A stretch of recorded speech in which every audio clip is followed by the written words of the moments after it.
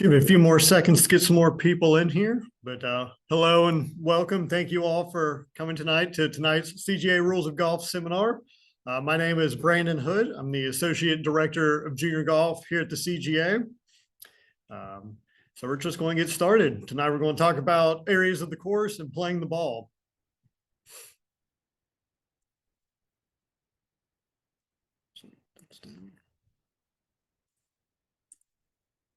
All right.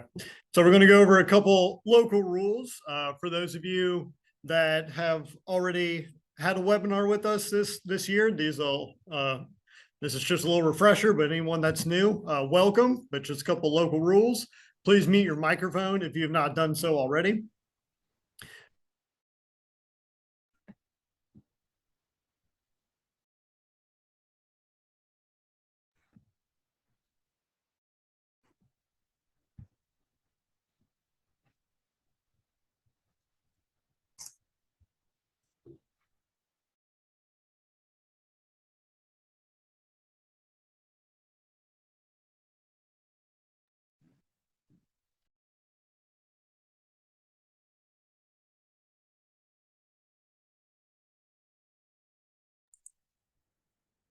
All right. I think I'm back. I think I accidentally got muted here.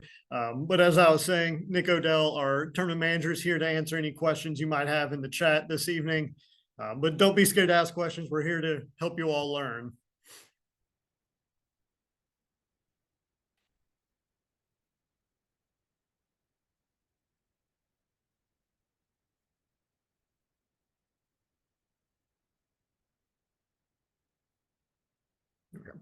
PGA members, if you could just reply with your ID info, we'll make sure you get you your credits. So just a little bit about the CGA and who we are. We are the Allied Golf Association for with the USGA. We're one of the 57 regional golf associations that help provide handicaps to you all and tournaments to you all.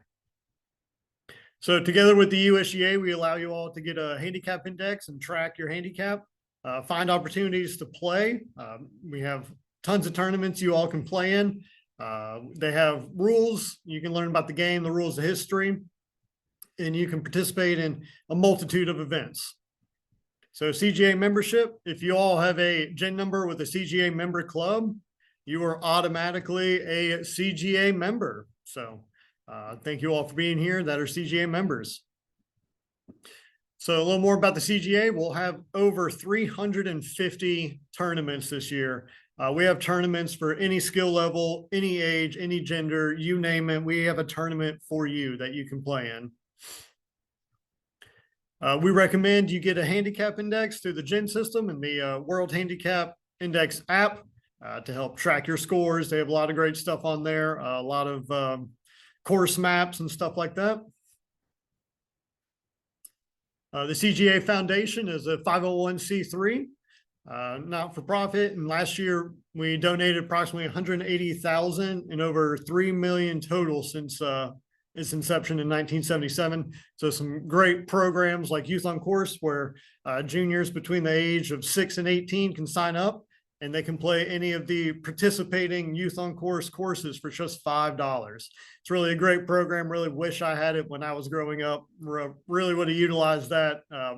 So if you have any juniors, I recommend them joining Youth on Course so they can play golf courses for just $5.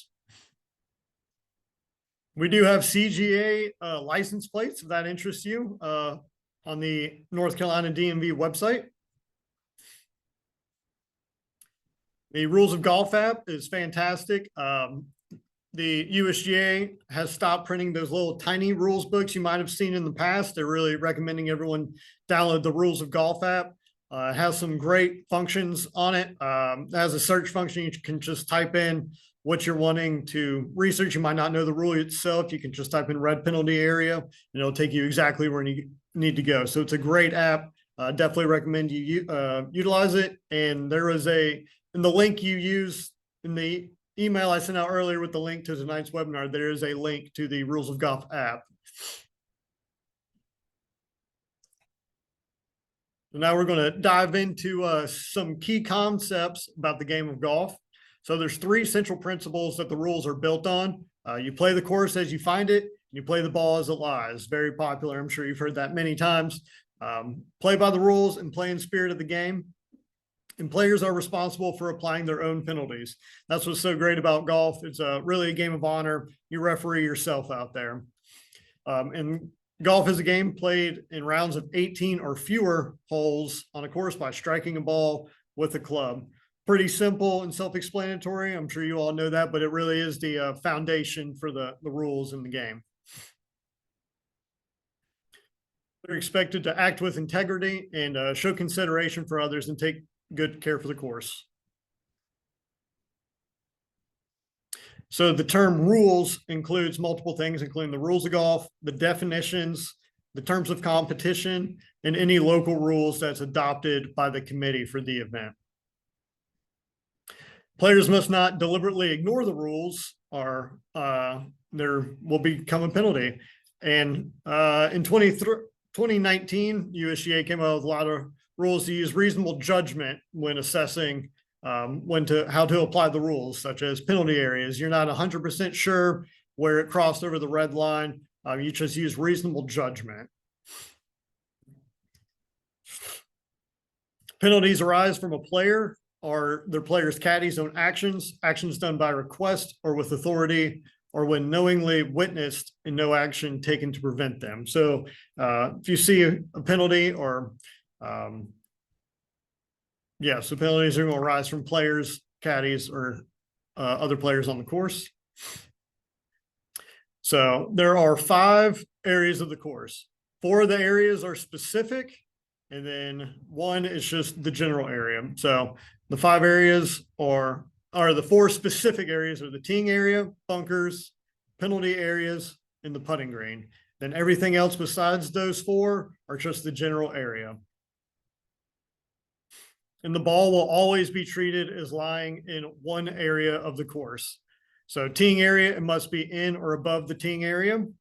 To be on the putting green, it must be touching the putting green. It can't be on the fringe overhanging the putting green slightly. It has to be physically touching it. And the same kind of with bunkers, the ball must be touching part of the sand within the bunker to be considered in the bunker. Penalty areas, the ball must be in, above, or under the penalty area. So if you're in a tree that's above the creek or what have you, but it's within the red lines, it is treated as in the penalty area. Ball happens to touch 2 specific areas of the course.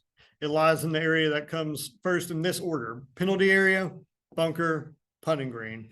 So for example, if there's a red line in a bunker and the ball is on the red line, you're confused with whether it's in a penalty area or bunker, just use that in the order. So it will be treated as in the penalty area because that comes first in the list. So penalty area kind of trumps all. If the ball ever touches the red line, it is considered in the penalty area.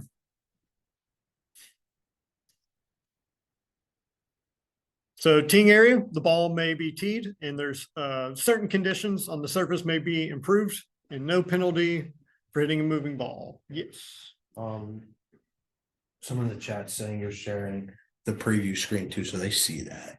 Oh, nice. Okay. I thought it was just because I was first that I could see it, but they can see that as well.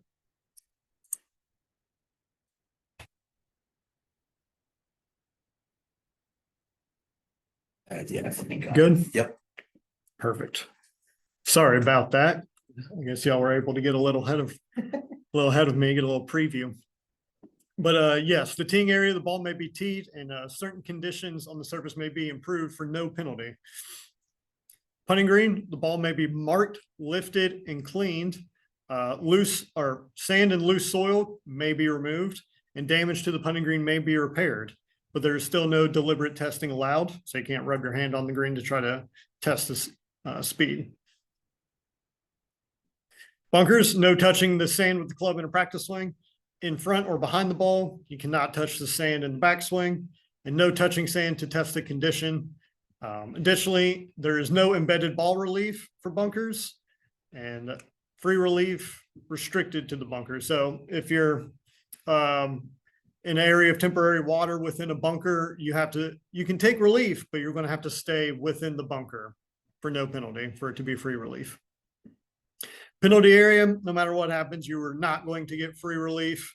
And penalty or play from the penalty area is same as play from the general area.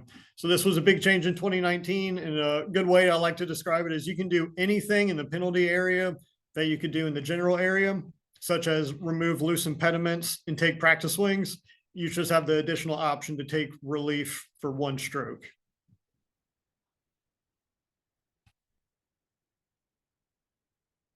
Comes to the rules of golf, a basic principle that every player should know is the different areas of the course. It's important to know these areas because they all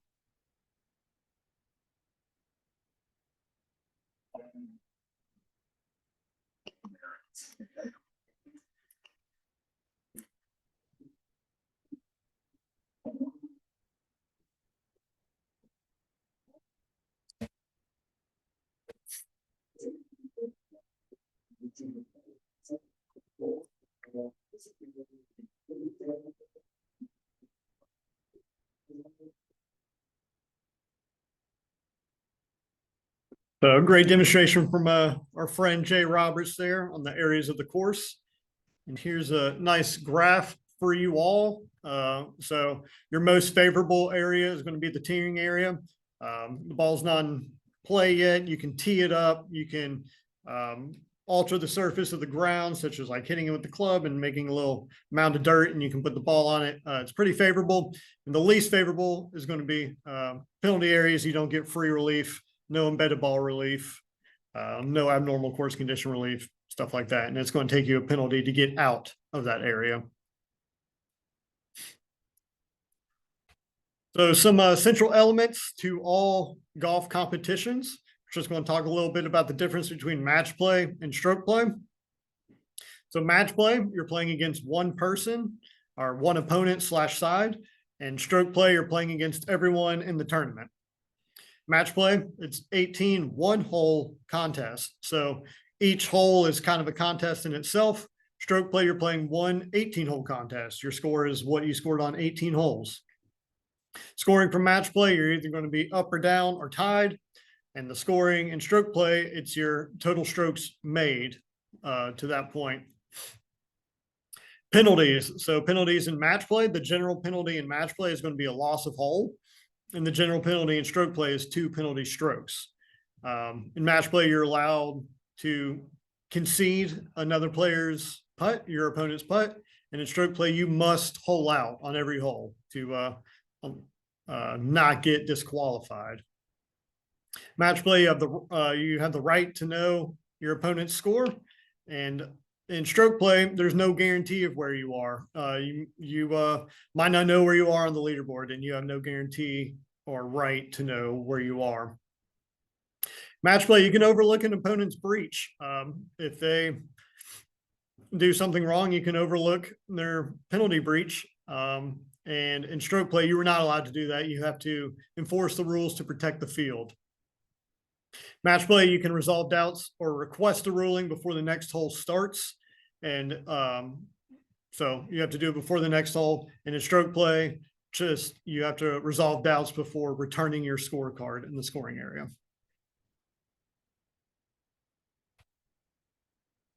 So there are 3 central elements to every tournament. So you're either going to be playing match play or stroke play. You're either going to be playing by yourself as an individual or with a partner, for instance, 4-ball, or you're going to be playing a gross score, or you're going to be playing net score. So that's what's so great about the CGA. We have a mixture of all of these elements. So we have match play, or we have match play events. We have 4-ball net events. We have a variety of all these central elements. Match play is played by holes against an opponent who is present. There are concessions, and there's the right to knowing the hole and match standing. Players in a match are responsible for protecting their own interest, and some rules will be different from stroke play because of this. Stroke play is played in total strokes against the field of players who may or may not be there. So say you're teeing off at 8:30, and it's double tee, double wave. The player that's teeing off at 2:30 is not going to be there. All players in the field have an interest in what all the other players do. So the rules serve to protect all the players' interests. You might hear the term protecting the field. If you see someone doing something they're not supposed to, they need to be penalized to protect the entire field. Keeping track of and returning scorecards via the scorecard is fundamental to stroke play. So scorecards in match play don't really matter. It's just kind of a 1v1 match, but you have to have a scorecard in stroke play. And in stroke play, players are required to hole out. If you do not hole out and then you tee off in the next hole, you're going to be disqualified. So you got to make sure you hole out. And there are 3 other forms of stroke play that are modified and do not require players to hole out. So if you have maximum score, we have a couple of junior events where you have a max score of 8. Once you reach 8, you can pick up. Or if you're playing 4-ball stroke play, your partner's in for a birdie and you have a putt for a 5, you can go ahead and pick that up without penalty.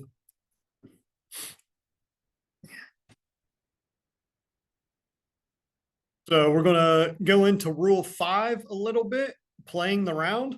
So understanding what a round means, when it starts, when it ends, and why that's important to know whether something's before, during, or after the round. So as we said earlier, a round is 18 holes or fewer. And it's going to start at your tee time as you, so if a player is 5 minutes late to their tee time, they're going to be disqualified. If they're late, but they're there before their 5 minutes is up, they're going to get a 2-stroke penalty. So the player is responsible for starting on time, and they are responsible for playing in and obligated to stay in the group that they're assigned. Practice has default permissions and prohibitions based on the form of play between practice rounds. So in match play, you can practice on the course before you play. But in stroke play, you cannot practice on the course before you tee off for that round. Certain types of practice are allowed by default during a round and while play is stopped. So for example, in any competition, stroke play or match play, once you've completed play for a hole, you can practice chipping and putting on that green as long as it doesn't hold up play behind you. You can actually, you finish hole or you finish putting out on that hole, everyone's done. You can drop a couple balls and continue putting on that putting green if you'd like. Golf is meant to be played at a prompt pace and without unreasonable delay. And what happens when play is stopped and the procedures for players when resuming play. So very unfortunate situation. Sometimes when you blow the horn, everyone's got to come in, you got to mark your ball, pick it up and come back in and place it on that spot when you resume play. So that was just real brief on Rule 5. If you want more in-depth a little bit on that rule, those are all in Rule 5 if any of that information interests you. And we're going to do the same here for Rule 6, playing a hole. So the hole must be started from within the teeing area, but the consequences are different in match play and stroke play. So in match play, if you tee it up outside the teeing area and you tee off and your opponent doesn't say anything, then you're good to go. But your opponent has the right to cancel that stroke and make you replay from the correct spot. But in stroke play, however, as we were saying, you have to protect the interest of the field. You are going to get a penalty for not teeing it up within the teeing area. Order of play is determined basically the same way in match play and stroke play. But in match play, because an opponent's play might influence a player's decision, because it's just a 1 versus 1, order of play is fundamental with a direct consequence of playing out of turn. So if you play out of turn, me and Nick are playing, I made birdie, he made bogey, it's my turn to hit and he tees it up first. I have the right to cancel his stroke because he played out of turn. But in stroke play, if we're just tee up out of order just for ready golf, that is okay. You were allowed to do so. When you're required to take stroke and distance, you have to play from the previous spot. And sometimes with optional relief options, you're going to estimate your spot. And then when you can and cannot substitute a golf ball. So anytime you're taking relief, you can substitute a new golf ball. But if, say, you're searching for your golf ball and you accidentally cause it to move, you're not going to get a penalty, but you're also not allowed to substitute a new golf ball. A player must not make a stroke at a wrong ball.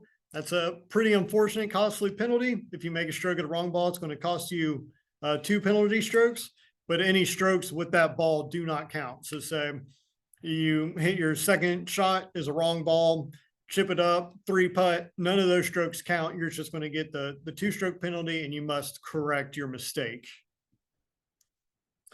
And a hole may be completed in match play and other forms of stroke play without holing out. So as we were kind of alluding to earlier, if you're playing max score, you don't have to hole out, or 4-ball stroke play in your opponent, stuff like that. But in match play, you are not required to hole out. You can concede the hole at any time.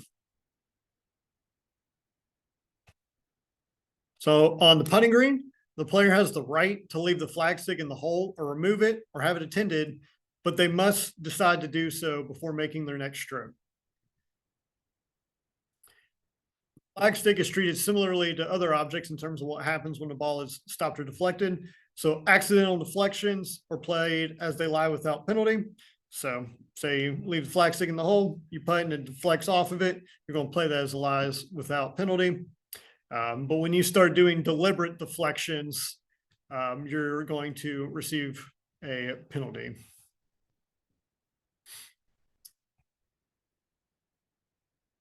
Ball against the flagstick needs only part of the ball below the lip to be holed. So if putt rolls in, it's resting against the flagstick in the edge of the cup. As long as part of the golf ball is beneath the level of the green, it is considered hold, even though it's not in the bottom of the cup. And we'll go over this a little bit in depth on the next slide, but when the ball is overhanging the hole and the waiting time set the time frame for the ball's status, and removing another player's ball before the end of the waiting time can have its consequences.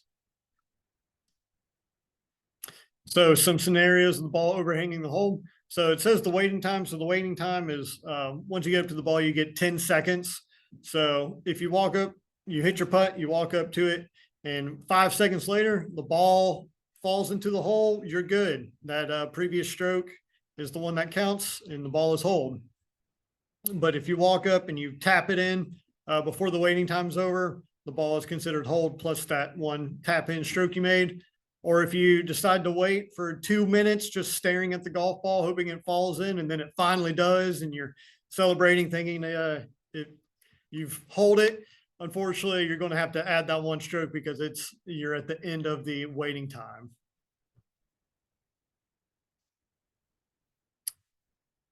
Making a stroke at a golf ball requires intent. So there's a great video example of Kevin Na. He's about to make his stroke, and at the last second, he decides to try to miss the golf ball because he wasn't fully ready. His intent was not to hit the golf ball, so that stroke is not going to count. There are limits to how a player may strike the golf ball, so you must fairly strike the ball with the club face. You can't use like the butt end of your putter or something like that on the putting green to try to hit it like a pool shot or billiard shot, whatever you want to call it. You must not anchor the putter. This has been a very hot topic in golf, but you cannot anchor the putter on the putting green. You cannot stand on or across your line of play when striking the ball. And you can't make a stroke at a moving ball. There are a couple exceptions, but just in general, you are not allowed to make a stroke at a ball that is moving.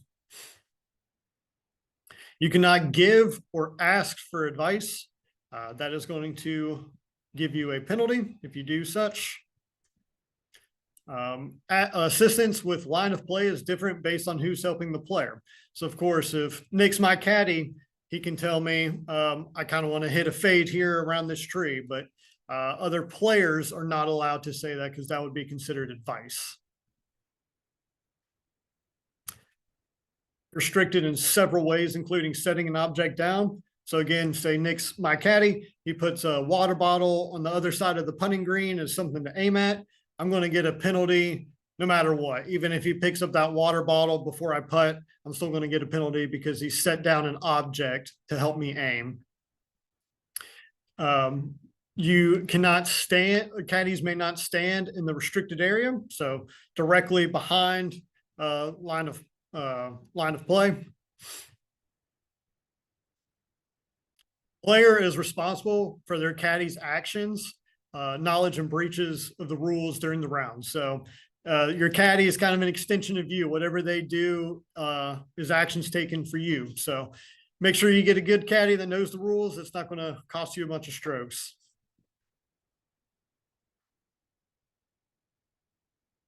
Yeah, question, Nick? I believe it is true. One of the questions in the chat was, does the line of play extend beyond the hole as like the backhand tap in? I believe the answer is yes. That does for when you're making a stroke to a ball, you can't beyond that line of play for that backhand tap, and it would be a penalty. Yeah, I believe so as well. Yeah. But if you want to just search and Yeah. double check, I'll go through 4-ball real quick. Yeah. So modifications to rules 1 to 20 can be made for 4-ball match play and stroke play. Scores are determined by the better of the 2 player scores, and only one partner is required to hole out, as we were talking about earlier. I'm in for a birdie. Nick doesn't have to keep playing. He can pick up his golf ball. Scorecard requirements are similar, but only one player needs to certify, and only that score is to count for a hole must be recorded. So only one player has to sign the scorecard at the end. If me and Nick are on the team, only one of us need to sign the scorecard to certify. Only one partner is required to be present to play. So say your partner doesn't make it, you can play a 4-ball event by yourself. Although it's not ideal, you can do so. Partners may act on the player's ball and the action is taken by the player. But other help is restricted the same as caddies or restricted to individual stroke play. So partners can kind of be treated as caddies almost, and what they can and cannot do. And like we said earlier, caddies are an extension of you. So is your partner. So anything they do can affect you. When one player on the side is away, either partner may play first. And there are circumstances when players may share clubs. So if I have 6 clubs, Nick has 8, we have 14 total, we can share clubs, but I cannot use his 7-iron. If I have a full set of clubs, he has a full set of clubs, I can't borrow his 7-iron for a hole, for instance. Certain penalties apply only to the player or may apply to the side, even when only one partner breaches the rules. And a penalty for playing a wrong ball only applies to the player who played the wrong ball. So if I play a wrong ball, Nick is not going to get a penalty for that, even though he's on my side. Any other questions on the rules up to this point? Still searching for that first question, just so I can give you a certified answer. I don't want to, I'm very confident that is not allowed. You would be stroked for that. It's also to note, while I was looking for that answer, the line of play for your partner can stand on the line of play beyond the hole. So that was something that I found. If we're looking at that. Another question that we got, can your partner give advice in 2 or 4 ball? Yes, you can get advice from your partner and or caddy. Yep. If a ball touches out of bounds line, is that considered out of bounds? Great question. So as long as part of the golf ball is touching part of the golf course, you're good. So if you're right up against the stake, but there's like 2 dimples that are in bounds, your ball's considered in bounds and you're good to go. The entirety of the golf ball has to be past the line.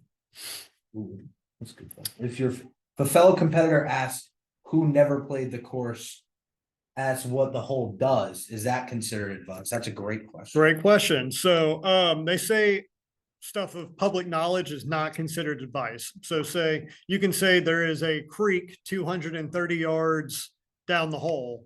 That is not considered advice. But if you say there's a creek 230 yards down the hole, I think you should hit driver. Now that's considered advice because you're trying to influence their next shot, which is things such as yardage, or there's a creek down the way that you can't see, or out of bounds comes up quickly on the right, none of that is considered device because you're not doing anything to influence their next shot. That's all we got in the chat. All right, now. beautiful. I guess going back to the backhand tap in. One of the clarifications talks about the pushing, scraping, or scooping. One of the advanced rules for scraping is kind of bring the ball back towards you. That is not allowed. There's no real straightforward on the backhand tap in the clarifications, but since it is on the line of play for yourself, I would believe that that is not allowed. Brandon, See if I can find it very quickly. I can still search if you want to keep. It would be.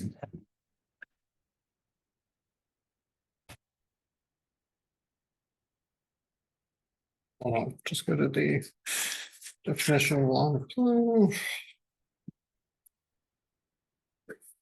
All right, so line of play is where the player intends for the ball to go after a stroke, including the area on that line that's a reasonable distance up above the ground or on either side. So you don't really intend for it to go past the hole. So I don't think that would be considered line of play at that point. Your line of play kind of ends at the hole.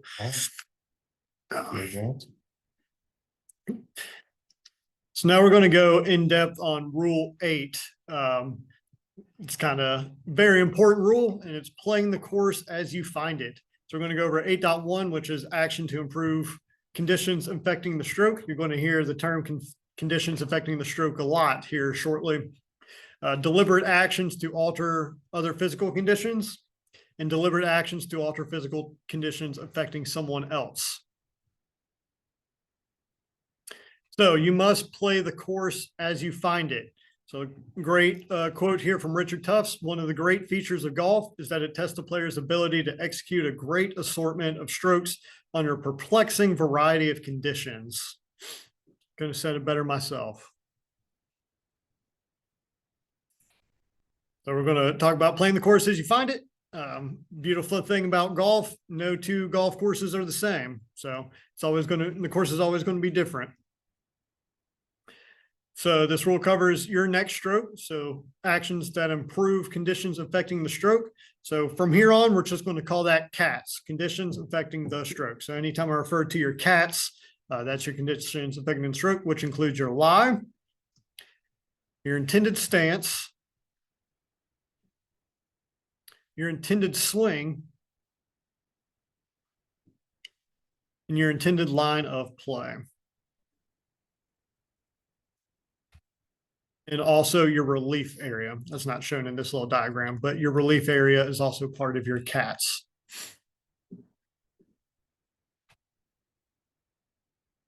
So actions, we're going to go over some actions that are allowed, actions that aren't allowed. Avoiding penalty by restoring conditions. And restoring conditions worsened after your ball had come to rest. In 8.2, a player's deliberate actions to alter other physical conditions to affect the player's own ball at rest or stroke to be made. So if you're playing hole 1 and there's another hole along the side, you can't alter something else to a different hole that you might play later. Then 8.3 is taking actions to affect someone else's stroke to be made or ball at rest. So another player's CATS, you're trying to affect those. Or any other conditions that the other player may come across. So we're going to talk about improving the course. So that's not going to be allowed. So to alter one or more of your CATS or any other physical conditions affecting the play, so that the player gains a potential advantage for a stroke. That's going to be your definition of improving, and that is not going to be allowed.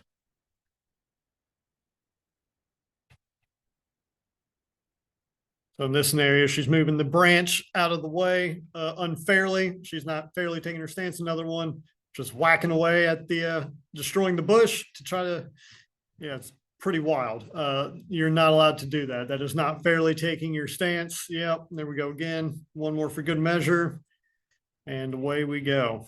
Yep, great shot. You are not allowed to do that to improve your cats. So the lie of the player's ball at rest, the area of intended stance, the area of intended swing, the line of play, and the relief area where the player will drop or place the ball. That is your cats. So your lie is a spot on which the ball is at rest, and any growing or attached natural object, a movable obstruction, integral object, or boundary object touching the ball or right next to it. Those are all considered part of your lie. Loose impediments and movable obstructions are not part of the lie of the ball. Your area of intended stance includes both where the player will place his or her feet and the entire area that might reasonably affect how and where the player's body is positioned in preparing to make their next stroke. Area of intended swing. The area of intended swing includes the entire area that might reasonably affect any part of the backswing, the downswing, or the completion of the swing. So any part of the swing that is affected is considered part of your area of intended swing. Line of play, the line where the player intends his or her ball to go after a stroke, including up above the reasonable distance up above the ground and to either side of that line. The line of play is not necessarily a straight line. For example, you might have to hit a fade around a tree or something like that. That curved line is where you intend it to go. So that curved line is going to be your line of play. And while we're on line of play, another myth I like to debunk, there's no line of sight relief.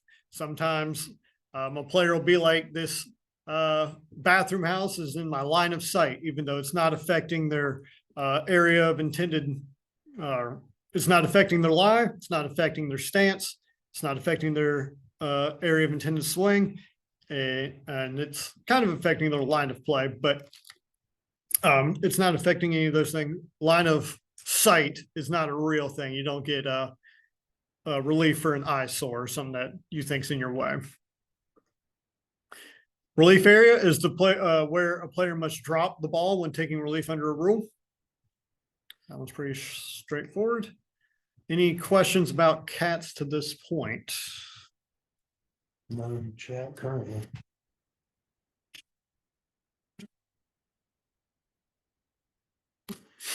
All right, so we're going to get into prohibited means of improvement. So you must not move, bend, or break anything growing or attached.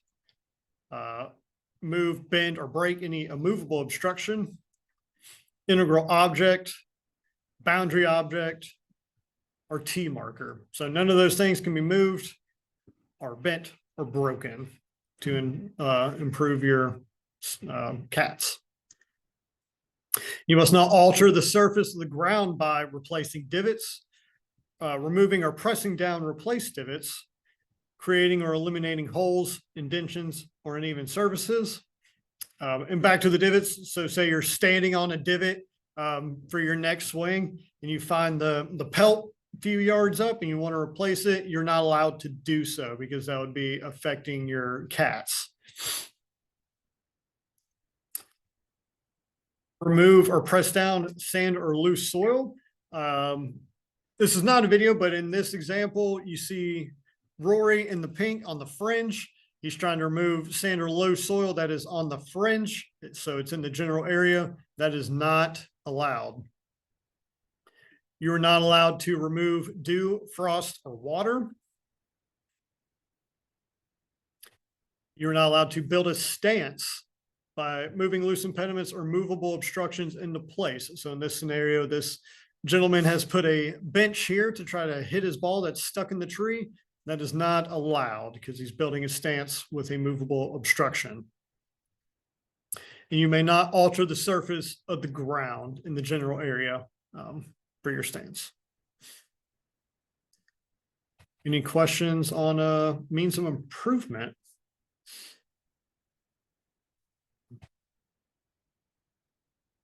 Hugh Gray said, OB markers can't be moved. Can red and yellow penalty markers be moved?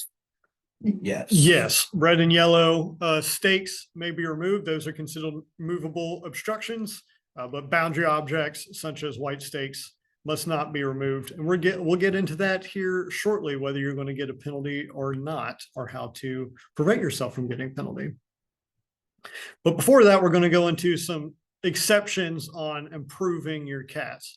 So if you're fairly searching, like we say, you can search for a golf ball by any means to try to find it. Even if you move the golf ball, you're not going to get a penalty for that. So reasonable actions to find and identify your ball. That's moving in sand and water. Or you may move sand or water to identify your golf ball. Moving or bending grass, bushes, branches, etc., such as in this picture. Moving grass around to see the golf ball. And even breaking when reasonable, if it's by accident, of course. See your ball is kind of lodged in a bush and you're trying to identify it, and you try to stick your hand in there and you break a couple branches by accident to try to find and identify your golf ball. You're going to be okay in that scenario, as long as you weren't deliberately doing it to try to affect your the way you play. You can take reasonable actions to remove loose impediments and movable obstructions. Mark the spot of the ball, lift and replace the ball. So if your ball comes to rest against a movable obstruction, great example would be a rake on top or above the bunker. Ball comes to rest against the rake. Just mark where your ball is. And if you move the rake and the ball moves, you're all good. You're just going to place the ball back where you marked it. No penalty. But the same cannot be said for loose impediments. So if you move a loose impediment and your ball moves, you're going to get a one-stroke penalty and you must replace the ball.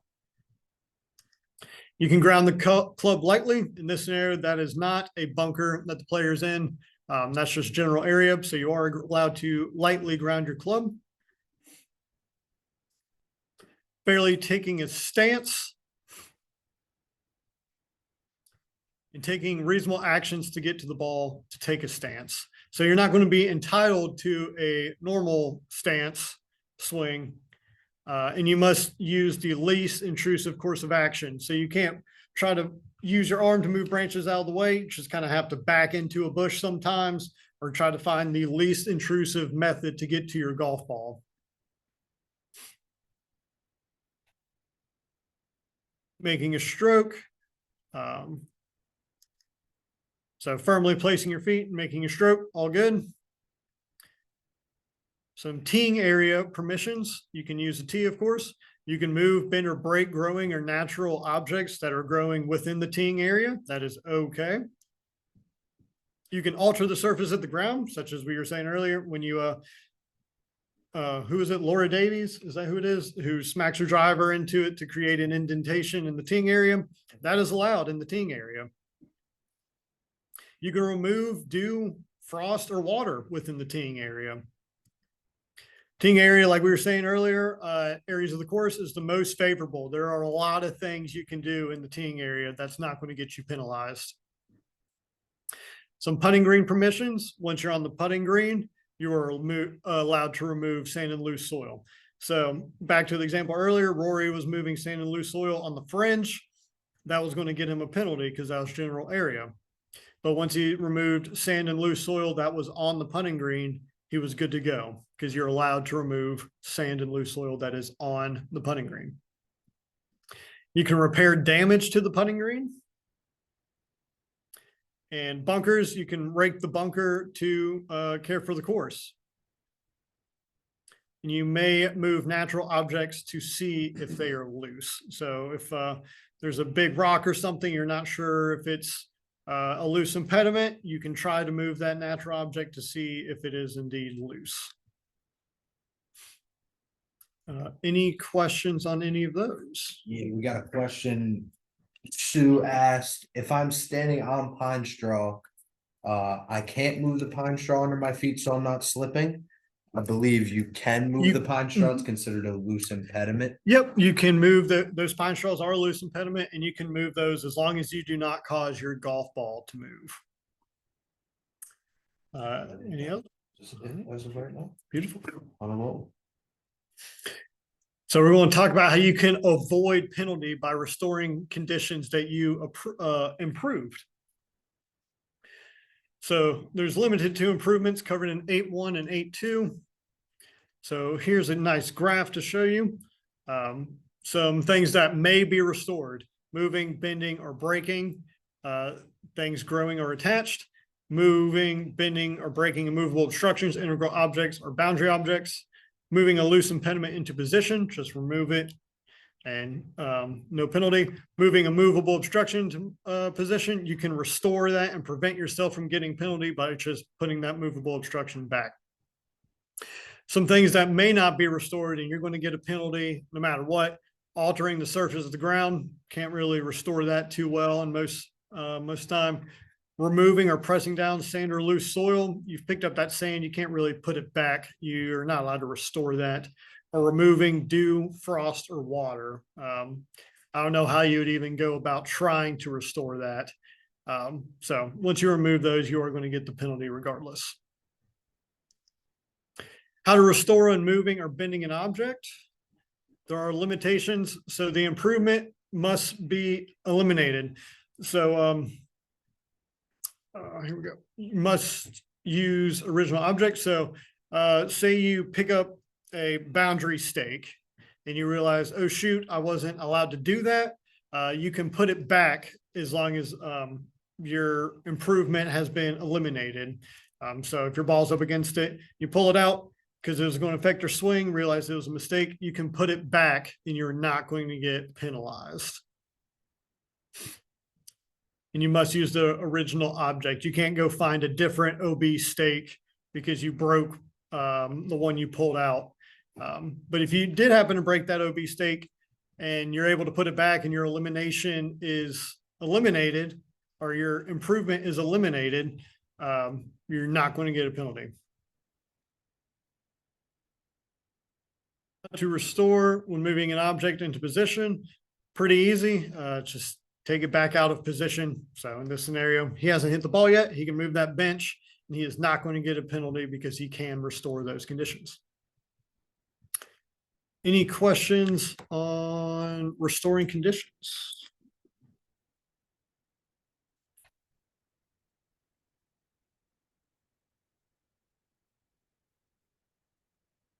So restoring conditions worsened after your ball had come to rest.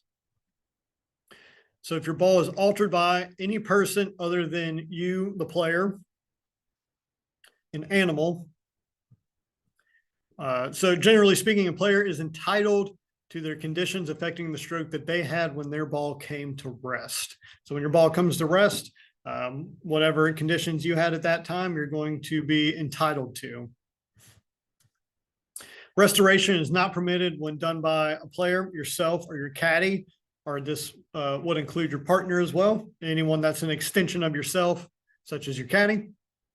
Another person other than a referee when authorized by the player. So if we're playing stroke play, Nick's just another player in the field and I authorize him to do something and something's messed up, I'm not permitted to restore. Or if natural forces, if a tree falls and causes a dent or something around your ball, you're not necessarily permitted to restore those conditions because they were caused by natural forces. If conditions cannot be restored, lift and place the ball in the nearest spot, not near the hole, most similar conditions, within club length in the same area of the course. So a good example of this would be you hit it into the fairway and another player's ball is right up against your golf ball and they hit first and they take a massive divot where your ball would have been. You don't have to put it back in that exact spot because the conditions affect or your conditions were worsened after your ball came to rest. So you're going to be allowed to place your golf ball not near the hole, similar conditions within one club length of where it was and staying in the same area of the course. Any questions on restoring worsened conditions? So we got a question asked, can you break a branch in the course of your swing? Yes, yeah. So as long as you finish that stroke, but if you take your backswing and you break a branch and you stop your swing, you're going to get a penalty. But if you go on to complete the stroke, you are not going to be penalized for that. And then we got another question. In the general area, player's stance is in a deep divot hole. Nearby is the divot. Can the player replace that divot before playing his shot? You may not take that divot and restore it before playing your shot. You can after, that's fine, but not before. We got one more. If your ball is inbounds, but the out of bounds stake is in your way, can you move the stake?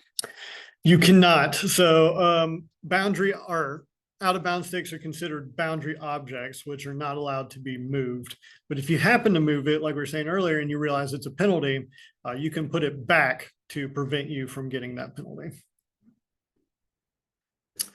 Yeah, that's what we got so far. All right, good stuff. So to piggyback off deliberate actions to affect a ball, so you must not deliberately alter the conditions where your ball might go after the next stroke. And where the ball might go if it moves before the next stroke. So 8-2. So example, you're on the putting green, you're afraid that you might putt it long. So, and there's a bunker on the other side of the green, you decide to rake the bunker in case you putt it long. That's not allowed. Or if you're at the top of a hill and you're afraid your ball might roll back down the hill, so you start replacing divots and trying to make it all nice and neat in case the ball rolls back down, you were going to get a penalty for that because you were taking deliberate action that if your ball might go somewhere, you're going to be improved. So that is not allowed. The player must not deliberately improve or worsen conditions affecting the stroke of another player. So same example, Nick's ball's at the top of the hill. So I try to be a nice guy and I go over there and start replacing divots in case his ball rolls back down the hill. That's not allowed either. Yeah, so alter physical conditions to affect where another player's ball might go. So that example, after the next stroke, if it moves before the next stroke. But of course, actions to care for the course are permitted. So I have a bunker to the right of me. I see a bunch of footprints. I can go in there and rake those up. No problem, as long as it's to care for the course. Any questions on Rule 8? Yes. What we got? So just another question about being able to move red and yellow stakes. You are allowed to move those. You are. They are not handled the same way as boundary objects. So you cannot move boundary objects. You can move red and yellow stakes. Correct. So red and yellow stakes are considered movable obstructions, whereas boundary objects, let me see if I can find the exact definition. Yeah, so boundary objects such as white stakes are treated as immovable, even if they are movable or any part of them is movable. So just pretend that they're locked in place and can't be moved at all, those white stakes. And then we got another question, kind of going off your example for 8-3. Yep. Are you wondering who gets the penalty if you improve things for me? So I see his ball at the top of the hill. It might roll down and I start improving or filling divots. I'm going to get the penalty and Nick is not. And then is it okay to repair ball marks off the green as long as it's not on your line or another player's line? Yep. So you can always repair ball marks on the green, even if your golf ball is on the green and the ball mark is on your line of play. You can fix the ball mark on the green. What about off of the green? If there's a ball mark, but it's not in your line of play. If it's not in your line of play, you are free to do so. But if you're on the fringe and there's another ball mark on the fringe, you're not allowed to improve that because the ball mark's not on the putting green and your ball is not on the putting green. So that would be affecting your intended next stroke. So yeah, you would not be allowed to improve it in that scenario. That's all we have for right now. Any last final questions? Yeah, we'll give you guys a minute or two to type if you think of anything.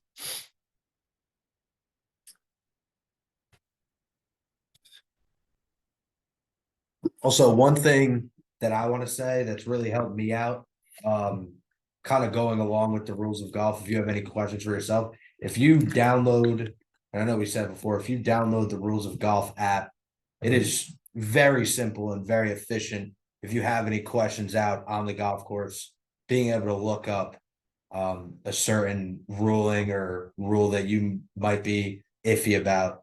So I highly recommend downloading the USGA Rules of Golf app.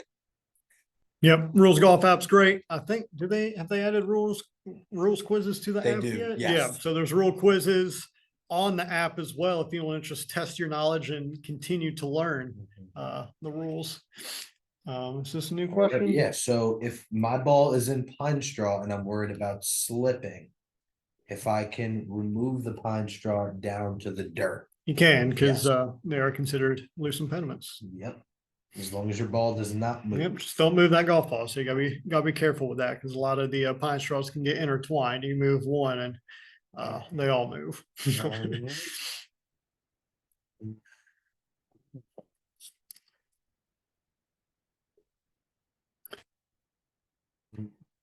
Can a player simply place a rake without raking in a bunker instead of leaving it out of the bunker in order to save steps going to get the rake to return to the spot where he or she hit their shot? Like say you want to bring a rake into the bunker Yeah. with you, that is allowed. That's fine. As long as you're not doing so deliberately to affect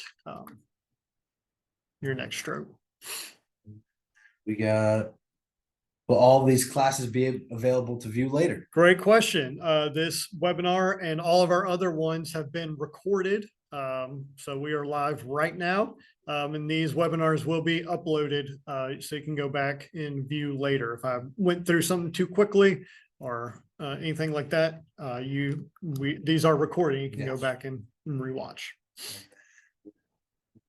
Q asked, who do I contact if I want to get certified as an official? Yep, if you want to become a rules official, just reply to that link I sent out earlier and I will get you in contact with the right person. So just reply to that link I sent out with the link to tonight's webinar and I'll get you in the right direction.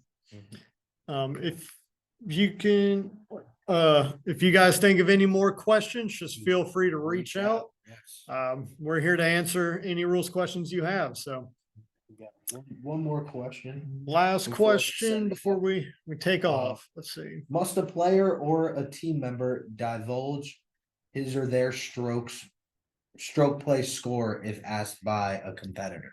In stroke play, no, but in match play, yes. So if you're playing a match against someone, they have the right to know the match standing. So in match play, you have to tell them how many strokes you've taken. Yep.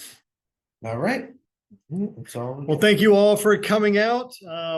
Hope you guys learned something, take something back with you. But thank you so much for attending. And we have one more last webinar on Monday. That's really getting in the weeds. It's on conflict